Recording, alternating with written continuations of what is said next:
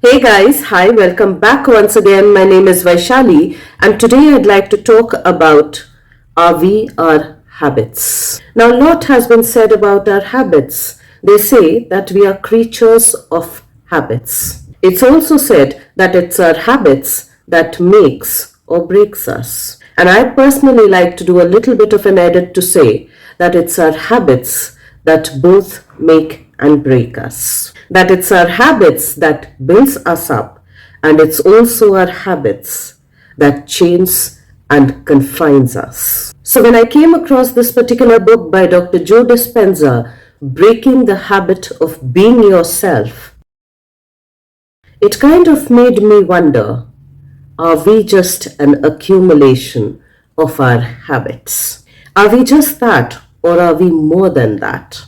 And as I reflected on that, I came to an understanding that we are both. That we are both our habits, and that we are also more than that. That we are also the creators and co-creators of our habits. Habits or patterns of behaviors, patterns of actions, patterns of thoughts that have accumulated over time, that we have also identified with. So, in a way, our habits also become our identities that we then get attached to, that we then get defined and even at times confined by them. So, let's take a couple of examples over here. Now, if I say that I'm a righty or a right handed person, most people would assume that the works I do using my hand, I use my right hand a lot more compared to my other hand, that supports the right hand.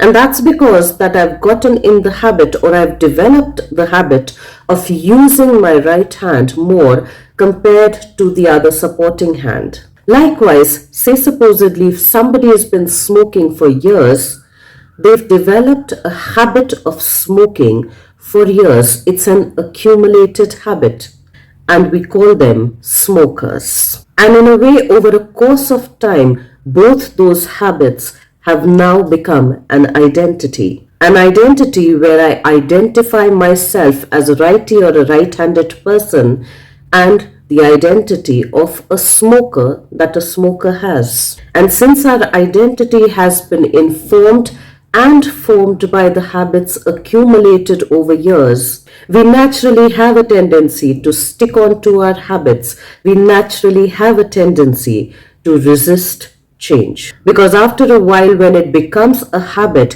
when it becomes an automatic part of our being and of our behavior, we don't have to invest a lot of time and a lot of energy thinking about it. Those things, those ideas of our identities happen in an automatic way, which in my understanding then forms a bigger part of our subconscious and our unconscious. So when I came across this book, Breaking the Habit of Being Yourself, which I still have to read, it in a way also told me that we are not just our habits, but we are also the creators of our habits, that we are also the ones that can change our habits, but that would also include changing our identity with regards to that habit formation or those habits formation. So coming back to the example of me being a right-handed person, if tomorrow somebody was to ask me to become a left-handed person,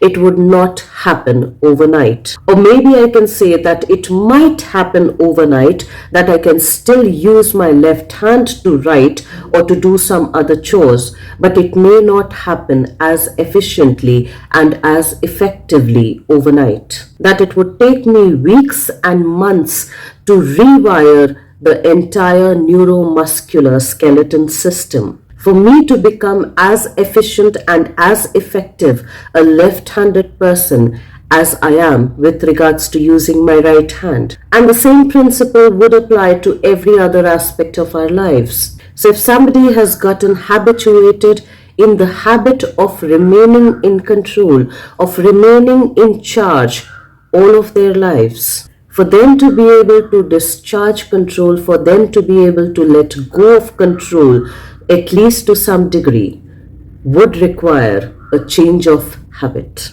would require them consistently practicing the art of letting go, the art of being able to discharge control, and yet have the ability to realize that discharging of control does not mean being disempowered. Now, similarly, if someone has the habit of avoiding confrontations, for them to develop a new habit of acknowledging and having challenging conversations, of establishing boundaries, of negotiating boundaries, of being vulnerable and open to having those challenging conversations, of being able to confront what needs to be confronted, would require them changing their beliefs, would require them changing their skill sets, would require them behaving and enacting in a different way, would require them thinking in a different way, would thereby require them to have a change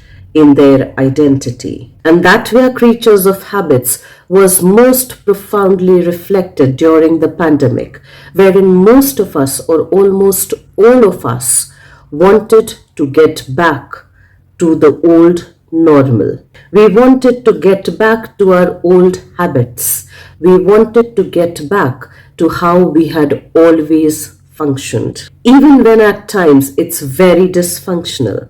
So maybe at times it's required that we slow down a bit to re-examine our habits, to get curious, to question, are we enslaved by our habits? Or are we the creators and co-creators of our habits and thereby our identities as well? Until we pause and intentionally reflect as to what kind of changes do we want to bring in our habituated self, in the way we perceive ourselves and in the way others perceive us, in the way we have identified with our habits. Our habits unconsciously, unknowingly, and unintentionally will keep dictating our life and our life choices. So let's try and intentionally reflect on that. Let's try and intentionally reflect on our habits and our identities with regards to our habits. Let's even question whether that's serving us and others or doing more disservice to ourselves and to others.